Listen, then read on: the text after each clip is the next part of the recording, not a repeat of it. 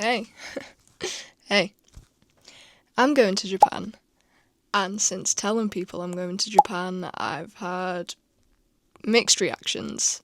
Some people have told me how exciting, Japan's so cool, blah blah blah, whatever. And then others have kind of given me a funny look and said something along the lines of, "Isn't that a Guna country?"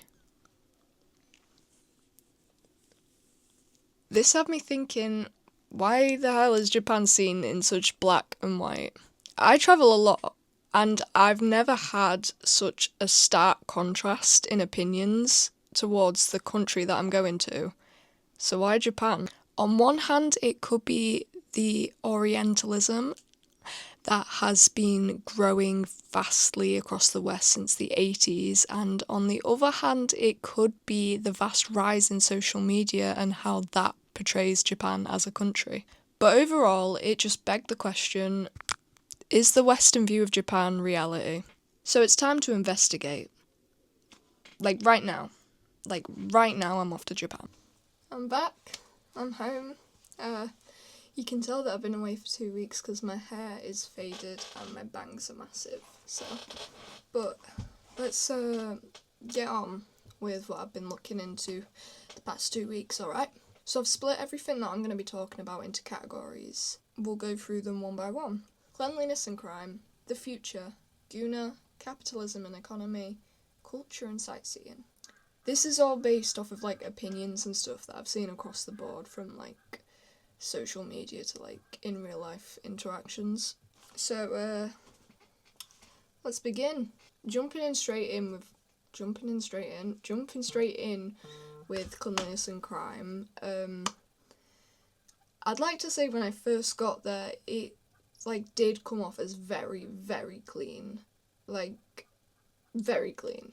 I was staying in Minato, one of the two, which is in Tokyo but just outside of the city buzz, and yeah, it was really, really clean. There was no litter.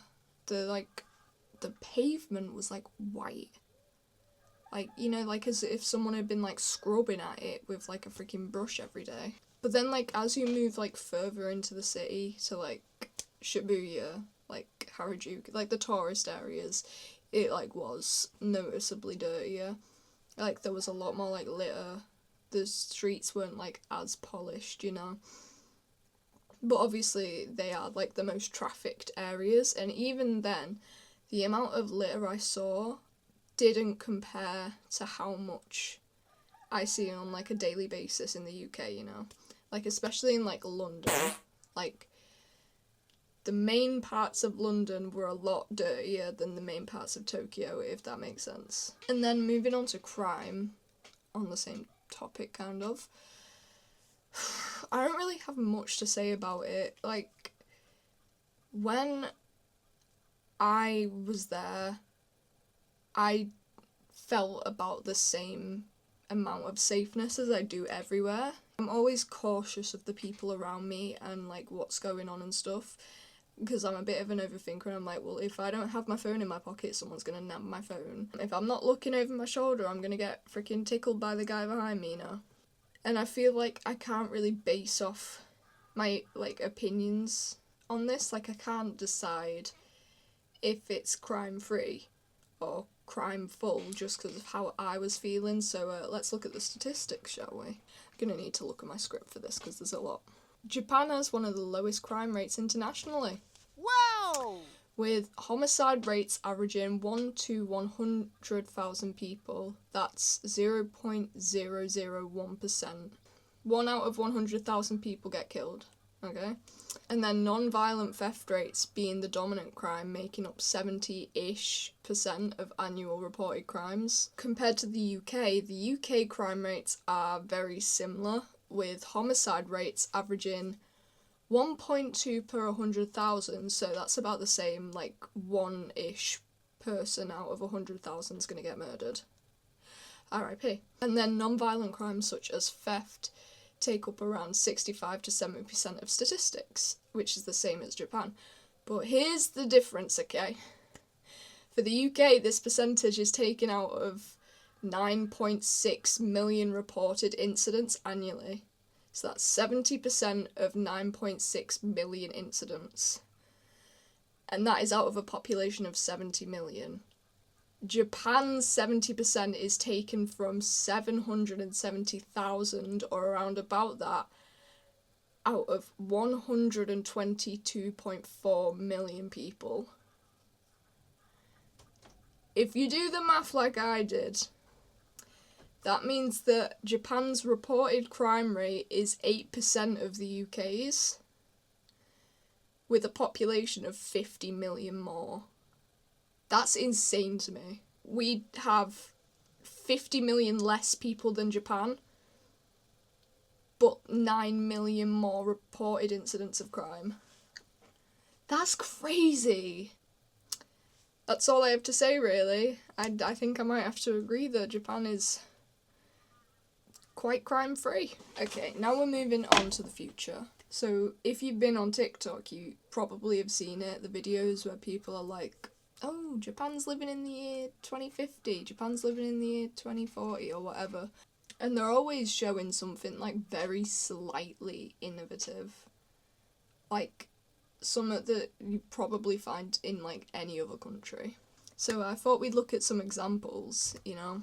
I want to stress that this is, like, no ill will to the people posting these videos. I mean, they might really have never seen a bottle lid that stays on the bottle. Because that's not, like, anywhere else in the world. It's literally a legal requirement in the UK for bottles to have that. I really don't get the mindset of, like, yeah, it's gonna take the rest of the world a good 20 years to think this one up. I do really want to say, before I get into the examples, that I saw these robots, and I've never seen something like this before, and I feel like this maybe is an example of Japan living in the future, because genuinely, what is this? At first I felt like it was nightmare fuel, but honestly they're kind of cute. I was kind of fucking with them by the end of it. Okay, let's do some quick fire with a slideshow that someone has so gracefully presented us with. Unreal proof that Japan is living in 2050. Pringles Japan releases limited edition 1.5 meter cans for hungry fans. So we actually get that at Christmas. I don't know if you knew. That's like B&M's favourite thing to put out on the shelves at Christmas time. So this Japanese restaurant has a vegan version of their noodles, and instead of taking a new photo, they just censored the egg out. Okay, so you're just being lazy. What? A Godzilla museum opened up in Japan, and they're planning to add a zip line that lets you fly into his mouth. Japan is living in the future, I swear. It's like, have you never seen a theme park before? It makes no sense. It makes no sense. Japanese shower heads that remove all toxins from your water supply, leaving your skin smooth and clear. Okay, so it's an advert.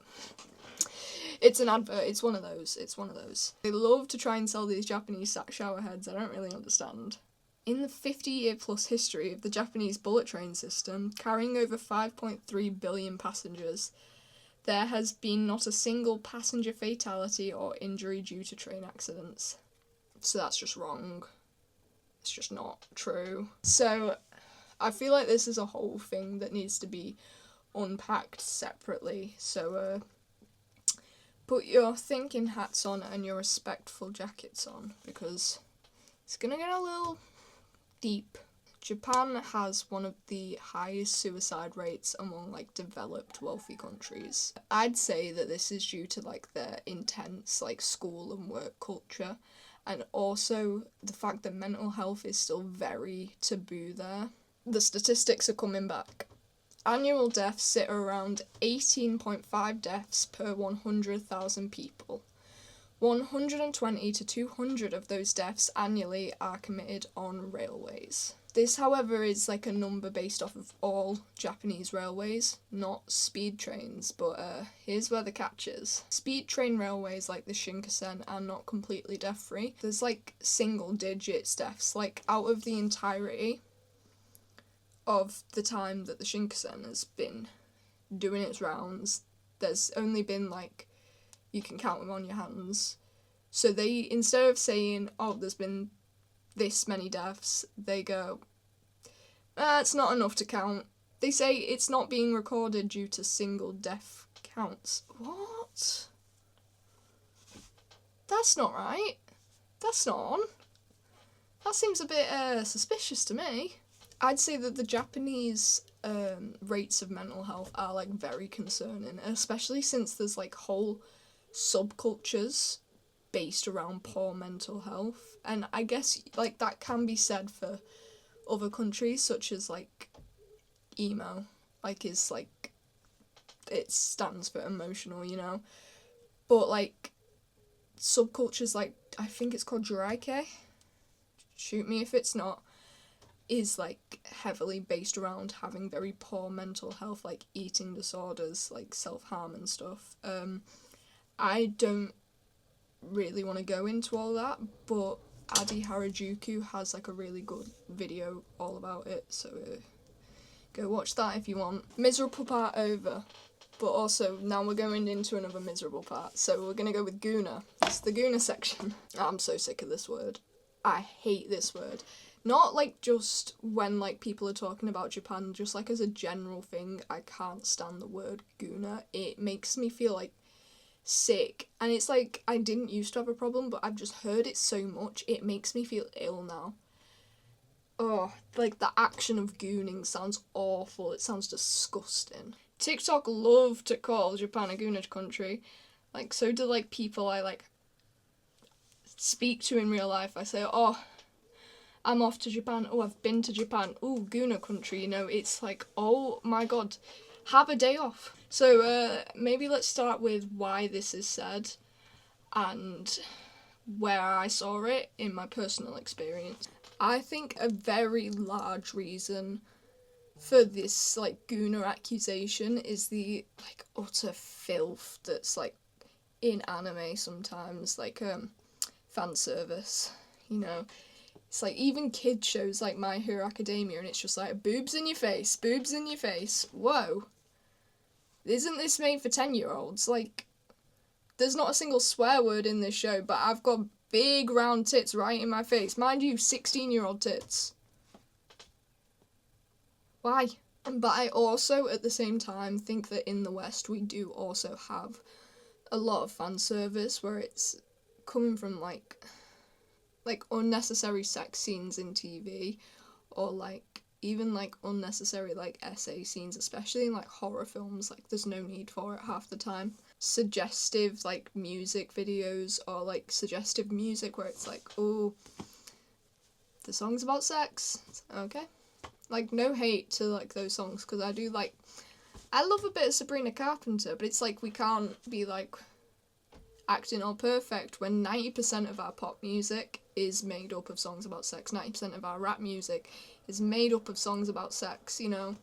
I feel like we just need to avoid hypocrisy here. I don't think that, like, sexuality in fan service is the main issue. I think it is when it comes to children or characters that have been, like, designed to look like children, and that, like, general thing of the fabrication of CP.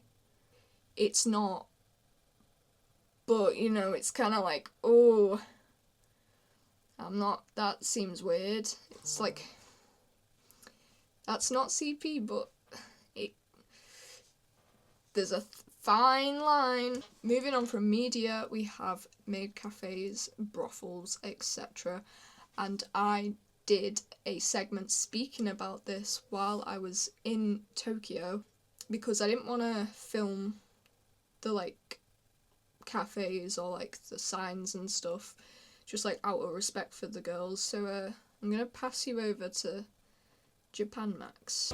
Hey, so we've just been out for dinner, and we're kind of, like, in the back alleys of to be fair, I don't know where the fuck we are, but we're kind of in the back alleys of wherever we are. There is a lot of, like, hostess places. Like, I can't tell if they're hostess bars or if they're brothels. I think it's very prevalent in this area. I haven't seen any yet, but there's a lot here in this area right here. If they are brothels, then it's quite concerning, because there was one that was called Schoolgirls, and they were all wearing uniforms on the sign, so that would be a bit weird. But quite weird, not a bit weird. Okay, thank you, Max. As he was saying, brothels and strip clubs. I don't know if he was saying this actually, I don't remember what he said. Brothels and strip clubs can be found across the globe. When it comes to maid cafes, it's seen as weird, but in my opinion, it doesn't seem that bad when you compare it to the fact that, like, in America and in the UK as well, actually, we've got like Hooters, Coyote. I don't know how to say Coyote Ugly, Twin Peaks. Oh, wrong one. Twin Peaks. I think the issue is not the sexuality, but instead the culture of it and the way it's perceived by different people across the world. Something feels out of place and drastic if you're not used to it. So of course a maid cafe is going to seem extreme and weird when that's not the way that sexuality is presented in the West. I mean, sometimes I wonder what the rest of the world thinks of the West when, like, the most watched and searched hub categories are MILF, lesbian, mature, amateur. I wonder what that could be referencing. Fabrication of CP. I really do wonder. And teenager as well. And I mean, that one's not even trying to hide it. They're just looking up teenager on Pornhub. That's fucking weird. One more thing that I want to talk about is the installation of women's only carts and the built-in camera shutter on Japanese phones. If you didn't know, Japanese phones have like an automatic camera shutter sound built into them, so that people can hear if you're taking a picture to like stop voyeurism and stuff. I've seen many people say like this shows that they're really bad there. This shows that like the issue is obviously rife there. I don't think so. In my experience, I've had pictures taken of me, I've had videos taken of me without my consent in public, on a train, just like walking down the street, sat at a coffee shop, like whatever. I've had my picture taken. It's made me uncomfortable. I've had to move on with my day, because what can I do? I'm 5'4", I'm not going to confront a grown man, am I? And there's probably more times I've had my photo taken and I've just not noticed, because we don't have a camera shutter sound here in the UK. This is a worldwide issue, but Japan gets flamed because they've got a solution to it. In my opinion, the built-in shutter does not show a worse issue amongst Japanese men. It shows an issue amongst all men, and a country that has taken steps to damage control, put in a safety guard. And then the same goes with women's only carts. 80% of reported SA cases in Japan have taken place on trains. I guess I couldn't say much for the rest of the world, but I can tell you that the rest of the world hasn't, or at least not my country, hasn't put in women's only carts on trains. Japan has taken that step to protect its women and girls, you know? It's like taking the steps to self-improve and create a safer environment. Capitalism and economy. I'm going to start out by saying I'm going to have an insane bias on this, so just take everything I say with a pinch of salt. A lot of the media and interests I consume are like very much based in Japan, or also very much enjoyed in Japan. This is like Nintendo, specifically like Pokemon and Kirby, and like Hello Kitty, really anything like cute, anime, a lot of anime and stuff. So it's safe to say I spent a lot, like quite a bit of money there. Kirby. I've really wanted one of these. I got this blind box, Mew keychain, a bunch of packs, just a little demo keychain. It was like setting a kid loose in a candy store, except I'm the kid and the candy store is the Pokemon Center, in which I went to 4 of them. Yeah, 4. Tokyo and Osaka were genuinely like the capitals of utter tat. And I mean, I like a bit of tat too. Don Quixote, the Pokemon Center, the Nintendo store, like figure shops, card shops, like places I lost myself in for hours. Capitalism and consumerism is rife, and I fell right into its greedy little hands. There was only one place that I began to deter from, like, as the trip went along, and that was Don Quixote. When I first got there, I was having a field day. You know, I went to Mega Donkey. It's like, 7 floors, every floor's something else. I was like, I'm loving this. It was the first shop I went to. I hadn't gone into any, like, second-hand figure shops yet, or, like, any of the Pokemon centres yet. No, I was straight in Donkey. I had a great time. And then we went again, a couple of days later. I was like, oh, well, now I've bought a bunch of stuff, so this isn't as fun anymore. Everything's much more expensive than I remember it. And then we went again. And then again. And again. You can see that the more I went to Donkey, the more that terror just consumed me. Like, I just started to realise where I was, and where I was a peak example of capitalism. A shop with floors and floors dedicated to each of its own form of tat. Skincare and makeup so you can fit in the crazy beauty standards. Toys and plushies to fill a hole in your heart. Food and drink where you have to try everything. Luggage because you'll need extra space for everything you bought at Don Quixote, obviously. I did in fact need to go to Don Quixote on my last day to buy some extra luggage because I bought a lot of stuff.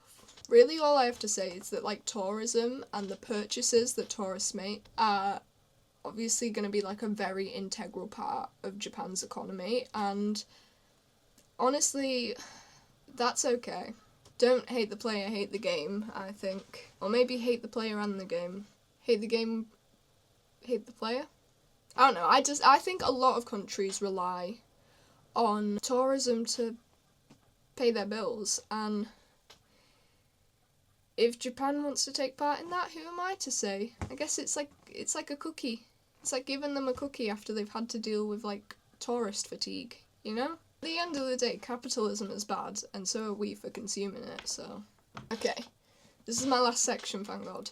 Sightseeing and culture. The tourist trap final boss, otherwise known as cultural appreciation. I'm just joking, of course. When you're travelling, I think it is important to involve yourself in the culture at least once. And boy, is there a lot of culture to involve yourself in. I think my favourite place I went to was the Narita Shrine and the forest with the torii gates. It was, like, really pretty and really peaceful, and even though it was packed with tourists, I can't really complain, because then I'm part of the problem. It was also, like, free, so it is easy to forget that these places are used as actual forms of worship though, so you just gotta, like, make sure to always be respectful, which I feel is kind of obvious. Honestly, like, most of the attractions and sites were free, except for the donkey Ferris wheel was 20 quid. I went to a tea ceremony, and that was really cool, actually. They didn't let us film, but I did get a few pictures, so I'll show them there. It was, like, really interesting learning about how, like, the ceremonies were created, who created them, like, why and stuff. Shoot me if this is offensive, but I do think the guy who created the, like, matcha tea ceremony might have had OCD. Because some of, like, the things you had to do was, like, turn your cup twice, drink your tea in 3 sips. That's a compulsion if I've ever heard one. Well, finally we've reached the end of the video. I haven't touched on history because I'm not a historian.